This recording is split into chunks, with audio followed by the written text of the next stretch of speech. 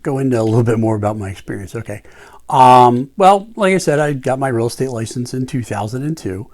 Got my broker's license in 2005, so get that 3 years experience in there. And I was able to, get the requisite number of transactions and complete all the education stuff.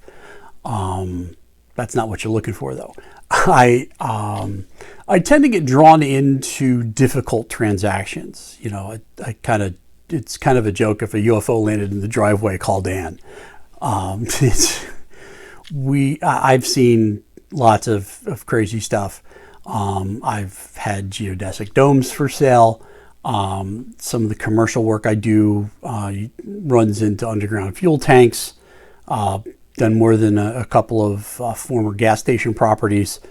Some more modern, some stopped being fuel stations 20 years before I was born. A lot of interesting, complicated. That the more complex the transaction, the more I get to dig in and learn something new, the better. I tend to thrive in those environments. Knowing, over the years, developing relationships again with, real estate attorneys, estate attorneys, trust attorneys. There's all kinds of different situations you run into. More than a few times, unfortunately, I've come across folks who have just lost mom and or dad, and there was no will. What do we do with the house?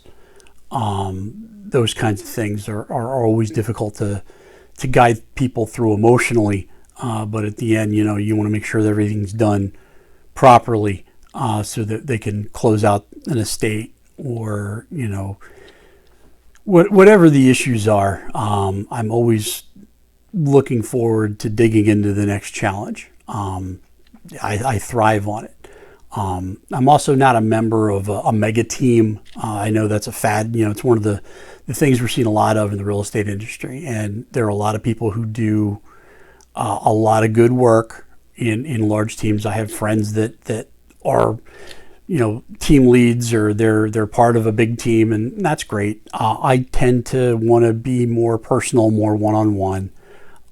When you work with me, we'll have other people involved, whether it's a title clerk, a mortgage person, whether the transaction requires an attorney, or, maybe you need organizer or, moving help. But your central point of contact for everything is me, myself, and I.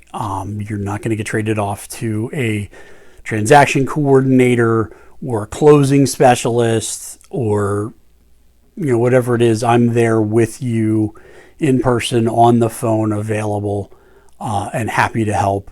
I want to make sure you have a successful outcome, because I do make a lot of my business off of past clients dropping my name to the folks that they run into that they mention are looking to move.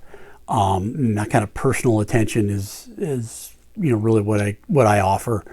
I don't do 100 transactions a year. I'm not that guy. But every client I have, I try to make sure they know that they have that guide, that personal interaction, that one point of contact. No matter what happens in the deal, they know I'm going to be there for them.